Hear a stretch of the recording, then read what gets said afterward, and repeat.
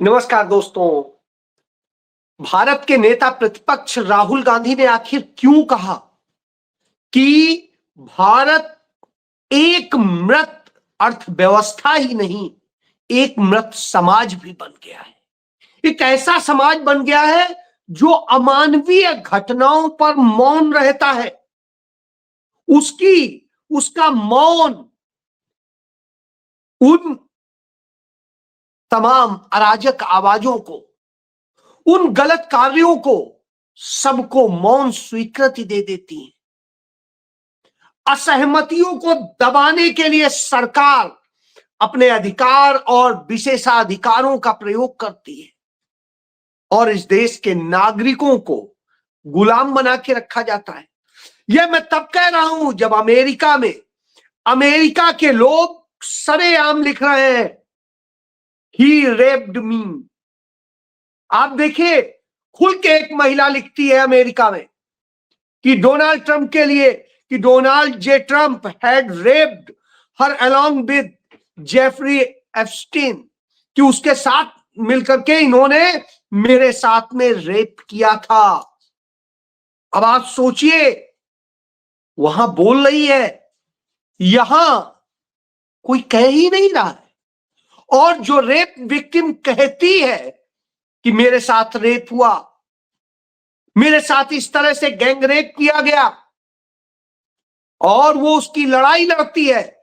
जब लड़ाई लड़ती है तो उसके पिता को मार डाला जाता है, उसको आग लगाई जाती है, उसके भाई को मार डाला जाता है, उसके वकील को मार डाला जाता है, उसके चाचा को फर्जी मुकदमे में जेल में डाल दिया जाता है।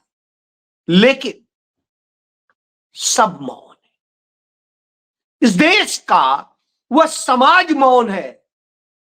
इस देश का वह प्रदेश, जिला, कस्बा सब मौन है कि एक अन्याय हो रहा है।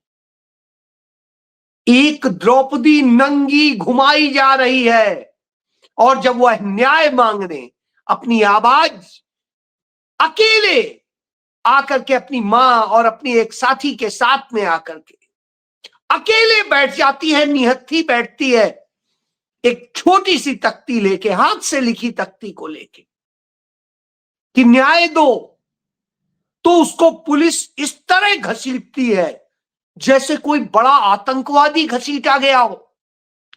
इस तरह घसीटा जाता है। तब भारत के नेता प्रतिपक्ष कहते हैं, क्या एक गैंग रेप पीड़िता के साथ ऐसा व्यवहार उचित है? वो कहते हैं, क्या उसकी गलती यह है कि न्याय के लिए अपनी आवाज उठाने की हिम्मत कर रही है? उसके अपराधी भाजपा के पूर्व एमएलए हैं, उनको जमानत मिलना एक निराशाजनक है, शर्मनाक है। और जब पीड़िता को बार बार प्रताड़ित किया जा रहा हो तो डर के साए में जिएगी और क्या करेगी? बलात्कारियों को जमानत और पीड़िताओं के साथ अपराधियों जैसा व्यवहार, ये कैसा न्याय है? हम सिर्फ एक मृत अर्थव्यवस्था नहीं, ऐसी अमानवीय घटनाओं के साथ हम एक मृत समाज भी बनते जा रहे हैं। लोकतंत्र में असहमत की आवाज उठाना अधिकार है, उसे दबाना अपराध है। लेकिन यहां उलट हो रहा है। पीड़िता को सम्मान, सुरक्षा और न्याय मिलना चाहिए, ना कि बेबसी, भय और अन्याय। जब राहुल गांधी यह कहते हैं तो बिल्कुल सवाल इसलिए सामने आता है क्योंकि यही तो हो रहा है। उस रेप पीड़िता ने, गैंग रेप पीड़िता ने एक शब्द बोला, ये मुझे भी मार देंगे। यूपी में रेपिस्ट कुलदीप सेंगर बाहर आ रहा है और मेरे चाचा, जिन पर फर्जी केस लगाया गया क्योंकि वो आवाज बने अपनी बेटी के साथ, अपनी भतीजी के साथ होती इस घटना के खिलाफ बोले, तो यह स्थिति। दोनों मुख्यमंत्री के सजातीय हैं, लेकिन एक बाहुबली है, भाजपा से जुड़ा है, इसलिए उसे सरकार संरक्षण दे रही, अदालतें संरक्षण दे रही। इससे ज्यादा शर्मनाक बात होगी क्या?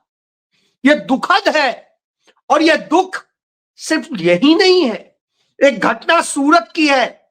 सूरत में एक बिल्डर का बेटा अपने जन्मदिन पर जश्न मनाता है मेन रोड पर, और रोड पर ही पटाखे फोड़ता है।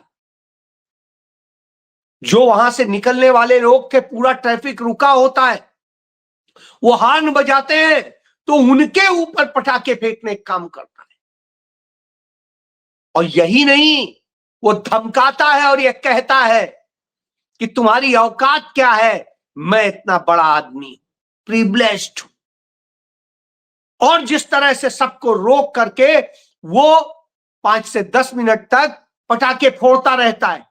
जब फोड़ लेता है तब लोगों को उसकी आतिशबाजी के बाद निकलने दिया जाता है। बर्थडे उसका था, परेशानी दूसरे को दी जा रही है, दर्द दिया जा रहा है। जब जनता के लोग जाके दबाव डालते हैं, सब कुछ करते हैं, तो एक एफआईआर दर्ज होती है, लेकिन एफआईआर दर्ज होते ही उसे जमानत भी मिल जाती है। जी हां, जमानत मिल जाती है इमीडिएट। इसी तरीके से उसी गुजरात में एक लड़का जिसने कई लोगों को कुचला था, और जो कुचला था उसको भी जमानत मिल जाती है। 4 लोगों को मार डाला था नशे की हालत में, 4 लोगों को, 1-2 को नहीं, लेकिन उसे जमानत मिल जाती। क्यों? क्योंकि उसके परिवार के बीजेपी के सांसद हैं। अब आप एक चीज समझिए कि यदि आप बीजेपी के सांसद हैं, बीजेपी को चंदा देते हैं, बीजेपी से कहीं जुड़े हैं, तो आप कुछ भी करें, आप चिन्मयानंद हो, आप कुलदीप सेंगर हो, या आप प्रज्वल रविन्ना हो, या आप जो बनारस में वो लड़के जिन्होंने गैंग रेप किया था उस बच्ची के साथ, उस लड़की के साथ जो आईआईटी बीएचयू में पढ़ती थी, अपना भविष्य बनाने गई थी, और भविष्य बनाने गई थी और उसके भविष्य को ही बिगाड़ दिया गया। तो ये रेपिस्ट है, ये भाजपा का चरित्र है। बीजेपी से बेटी बचाओ, और ये आप देखिए। तो साहब, सारे रेपिस्ट इन्हीं के क्यों होते हैं? गैंग रेपिस्ट इन्हीं के क्यों होते हैं? क्योंकि शायद चरित्र यही है। अंकिता भंडारी का केस सर्वत्र चर्चा में है, हर जगह हर कोई पूछ रहा है क्या, लेकिन जो सच्चाई है सच्चाई है, लेकिन पीड़िता को कैसे किया जाता है ये जरूर देखना चाहिए। सोचिए, एक लड़की को जो गैंग रेप पीड़िता है उसे इस तरह से पुलिस पूरा ले जा रही, ये दिल्ली का हाल है। तो साहब, ये दिल्ली में हो रहा है, ये न्याय है। जब ये न्याय हो तो फिर अन्याय किसे आप कहेंगे? फिर तो अन्याय नाम की कोई चीज होती ही नहीं है। जी हां, आज यह स्थिति है। जब यह स्थितियां होती हैं तो बात होगी। अन्याय कैसे होता है इसका भी एक उदाहरण देखिए। 5 दिनों से जो सबसे बड़ा भिलाई का स्टील प्लांट है, पंडित जवाहरलाल नेहरू ने बनवाया था। इस देश के करोड़ों लोगों के लिए रोजगार का वो कारण बना। उसने करोड़ों इमारतें खड़ी कर दी, करोड़ों दूसरे इंफ्रास्ट्रक्चर खड़े कर दिए। उस भिलाई के प्लांट को नरेंद्र मोदी अपने चहेते अडानी को, अंबानी को देने जा रहे हैं। और जब उसका निजीकरण का करते हैं तो कांग्रेस के, वहां के राहुल गांधी के टीम के वो सदस्य देवेंद्र यादव, देखिए आप, 5 दिनों से वहां भूख हड़ताल पे हैं, और उसके बाद वो लड़ रहे हैं इसके लिए कि नहीं, इसको बचाओ। लेकिन कौन सुनेगा? क्योंकि न्याय की ही तो हत्या करनी है, और जब न्याय की हत्या होती है तो यही तो होता है। क्यों? क्योंकि ये बाहर होते हैं, इन्हें जेल से छोड़ा जाता है। ये सब रेपिस्ट है, तीनों रेपिस्ट हैं। लेकिन ये जो लड़ते हैं देश के लिए, उन्हें जेल में रखा जाता है। इस सच को देखिए। तो यह है कि जो न्याय की लड़ाई लड़ रहा है, जो न्याय के लिए करता है वो यूं होता है, और जो अन्याय के लिए करता है वो ये सच है। और जब यह सच हो, निश्चित रूप से चिंताजनक होता है कि देश आखिर कहां जा रहा है, समाज कहां जा रहा है। क्या सबको पता है कि एक दिन हम सब अपनी अपनी चुप्पियों को लेकर मर जाएंगे, और हमारा सबसे आखिरी ख्याल यही होगा कि हमें बोलना चाहिए था। जी हां, हमें बोलना चाहिए था, क्योंकि हम मृत समाज नहीं है, हम जीवित हैं। जीवित होने की आवाज बनना चाहिए था। कितने लोग बन रहे हैं, कितने लोग बोल रहे हैं कि नहीं ये गलत है और हम गलत के खिलाफ हैं। आवाज बनिए, सोशल मीडिया पे बनिए, सड़क पर बनिए, घर में बनिए, घर के बाहर बनिए, समाज में बनिए, जहां बैठिए बनिए। आवाज तो बनिए। क्या तुम मरोगे नहीं? कि तुम्हें कोई मार नहीं सकता है? नहीं, सभी मरोगे, लेकिन तुम पाप लेके मरोगे। हम इसके साथ मरेंगे कि हम लड़े थे, भले हम जीते, हारे, मर गए या मार दिए गए। आवाज तो थी, तो आवाज कौन बनेगा? अन्याय कोई करे, आवाज तो हमें ही बनना होगा। यही तो है आज देश की अर्थव्यवस्था का जो हाल किया गया है। इसके बाद कहीं भिलाई का प्लांट बेच दो, कहीं यहां का बेच दो, कहीं वहां का बेच दो, कुछ नहीं बचे तो अरावली पर्वत ही बेच दो।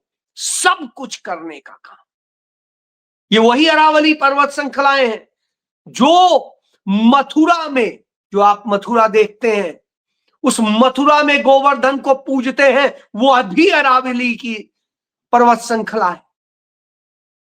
गोवर्धन को खोद डालिए, वो भी तो पर्वत नहीं है। 100 फीट का, 100 मीटर का कहां है? क्या हो रहा है? जब यह सब हो रहा हो तब भी आप चुप हैं।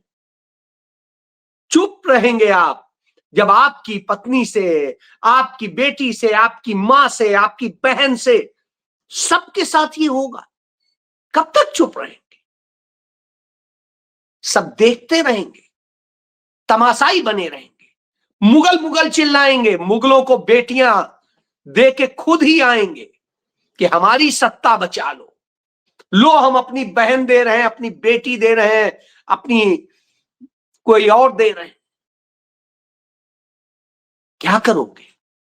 सोचो, तुमने ये पाप किए थे, वही पाप, और जब उन पापों का हिसाब होगा तो आप अछूते नहीं रहेंगे। तो कौन आवाज बनेगा? आवाज तो हमें बनना होगा। सही कहा राहुल गांधी ने, मृत समाज बन गया है, और जो मृत समाज बन गया हो वहां पर आप कहते रहिए, उसे कुछ समझ नहीं आता है, उसकी आवाज नहीं निकलेगी।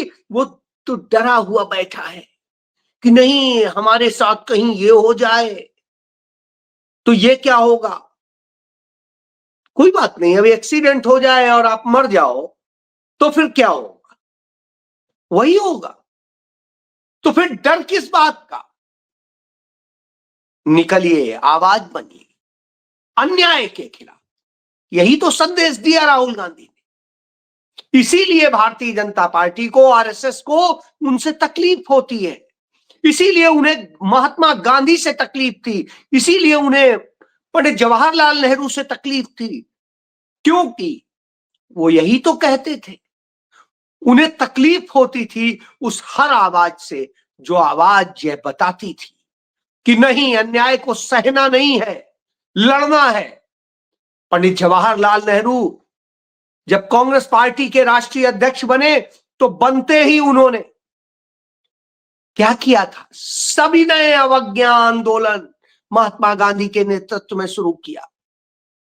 और उसमें था क्या कि हम आपको कुछ नहीं समझते, हम आपके कानून को कुछ नहीं समझते, हम सविनय यानी बिल्कुल विनय पूर्वक लेकिन आपके कानून को तोड़ेंगे।